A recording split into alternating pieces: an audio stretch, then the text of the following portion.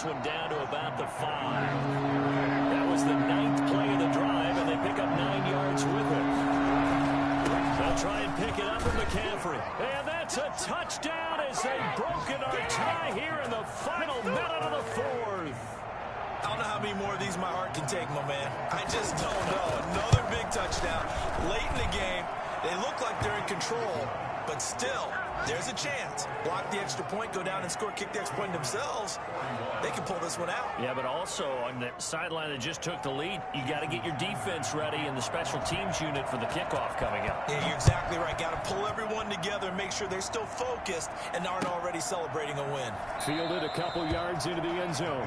Take over 1st and 10 at their own 25-yard line.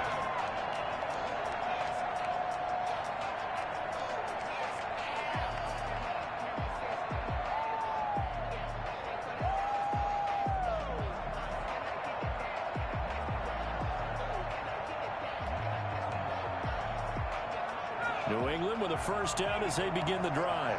One possession game. Time very much a factor. How does the offense handle this situation? Well, in a lot of cases, they should be somewhat relaxed. And I know that's counterintuitive because this is a pressure situation. But this is Friday practice every week of the season. You go over this situation, having to go downfield, limited timeouts, got to get out of bounds and keep the drive going and set yourself up. Defensively, you can't just lay back and let them do whatever they want. So it is a cat and mouse deal here. How much pressure will the defense bring and how much pressure can the offense handle? We're going to find out. The drive continues as they search for a tying touchdown. Here's 1st and 10.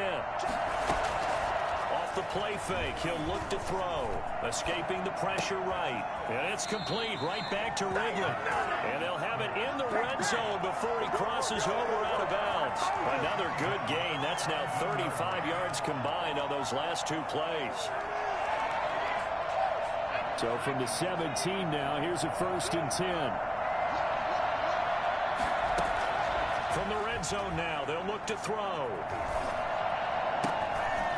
To the goal line, but it's incomplete. Complete in the end zone. Brings up. So after the incompletion on 1st, now 2nd and 10. Back to throw. And he is across and in for the score. And now they can tie the game in the final stages with the extra point. Or they can go for 2 and go for the win.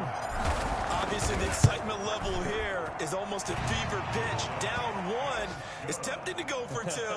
I say you go ahead and kick the extra point. You got the home crowd carried into overtime. I'm with you. I do see some fans, though, holding up 2 fingers. Easy now. Yeah, they're not the ones who have to actually make that call, are they? And that one will bounce out of the back of the end zone, so we will start here at the 25. The Dolphins at the line ready for their next drive. They have a little bit of time here to get into field goal range. Not much. A tie game, you don't want to do anything crazy, right? I agree with you on that one. Risk-reward, okay? If you go for it, what is the absolute reward on this? But the risk is probably greater. Run the clock out. It's a little teaching moment here. Overtime rules. Remind us how this goes, partner. Okay, so in the past, we had sudden death. First team to score wins, but no longer. Now, if the team receives the ball, scores a touchdown, they win the game. If they kick a field goal, though, or don't score, the other team gets a possession. And after both teams get a possession, then we're into sudden death. First team to score wins the game. Well, that holding call set him up with not great field position.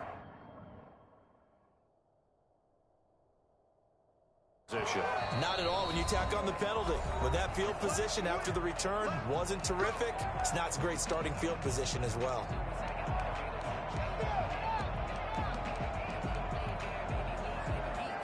There's a 1st and 10 at the 14-yard line.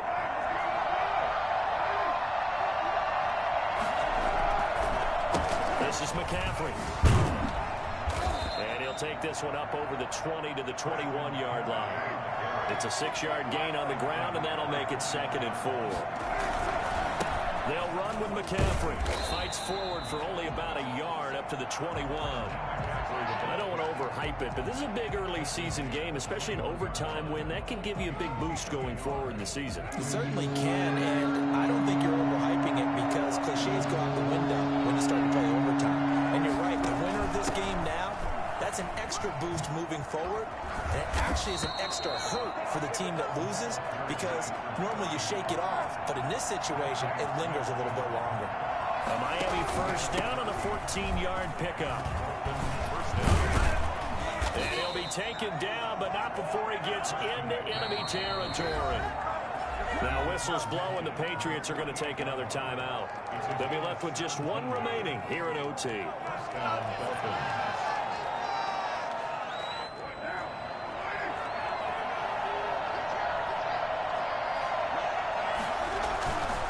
McCaffrey.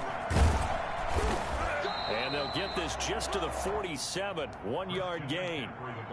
They've had some success here in overtime on this opening drive running the football. Right back to that well. And why not? When you have that kind of success, make them stop you. And until they do, keep going back to that well you just spoke about. I think there's more water there available to him. And he'll get this down only to about the 46. Defensively, we always know that he is tough in run support, and I think the way that he gets there is he understands what an offense is going to do before the ball's even snapped. A great job of scouting prior to the game, then reading, reacting, and taking the right path to the ball carrier. And a nice job there defensively. They get him to the ground short of the first, right around the 42. Call it a gain of 4, and it'll bring up 4th down. Carr to throw for it on 4th down. Goes down. It's a Patriot sack. It's the former Michigan man, Chase Winovich, who gets in there to bring him down. Well, they were looking for a clutch play there on 4th, unable to come up with it. How about that defense, though, huh? How about that D? Yeah, momentum swing. And, you know, I remember playing how much 4th downs were emphasized. You know, because, as you said, it's a momentum play. It's also a big test for you, you know.